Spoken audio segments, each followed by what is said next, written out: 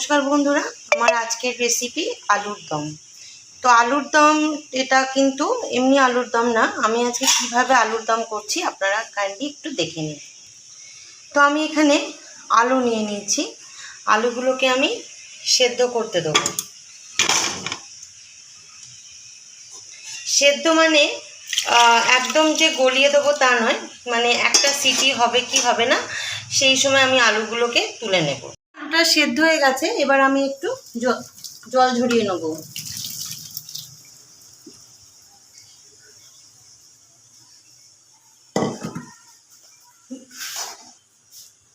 তো কড়াইটাকে আমি গরম হতে বসিয়ে দিয়েছি।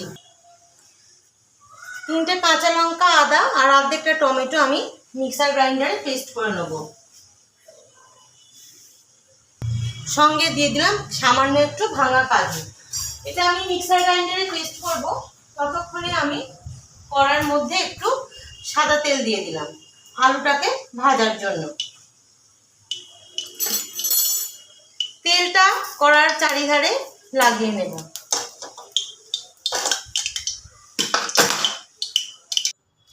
বন্ধুরা, এবার আমি আলুগুলোকে তেলের মধ্যে দিয়ে ভেজে নেব।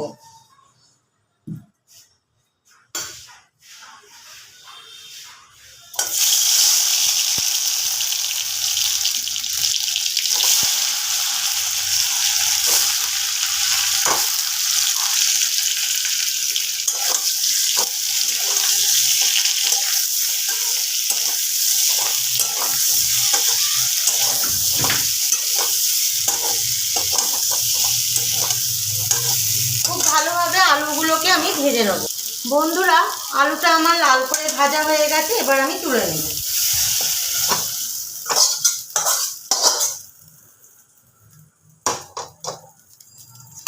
এর মধ্যেই আমি দিয়ে দেব অল্প আর একটু সাদা তেল।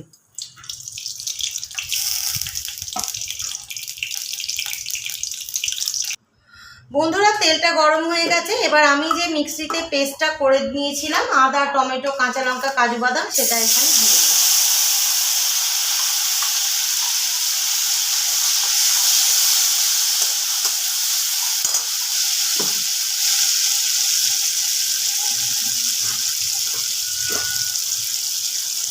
মিক্সির বাটিটা একটু আমি ধুয়ে জলটা এর মধ্যে দিয়ে দেব। এতে আমি হলুদ, কাশ্মীরি লঙ্কা কিছুই কিন্তু দেব না। মশলাটা খুব ভালোভাবে কষিয়ে নেব। দিয়ে দেব পরিমাণ মতো নুন। নুনটা ঝালটা আপনারা আপনাদের পরিমাণ মতো দিয়ে নেবেন। আর দেব সামান্য একটু চিনি।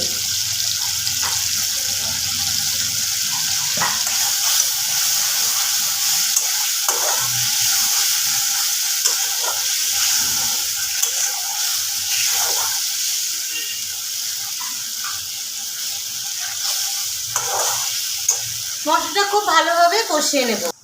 মশলা কষানোর সময় এর মধ্যে আমি দিয়ে দেব অল্প একটু ঘি। যেহেতু এটা নিরামিষ তাই একটুখানি আমি ঘিটা দিলাম।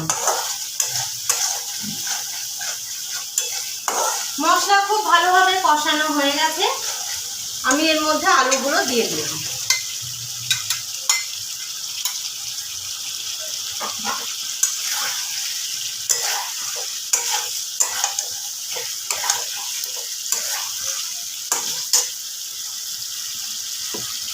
আপনারা যদি খুব বেশি গ্রেভি না খান তাহলে এই অবস্থাতেই গরম মশলা দিয়ে নামিয়ে নিতে পারেন।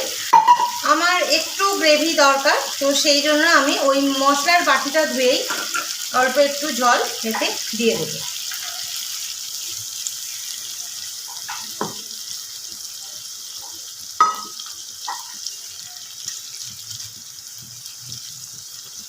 এবার একটু ফুটিয়ে নেব।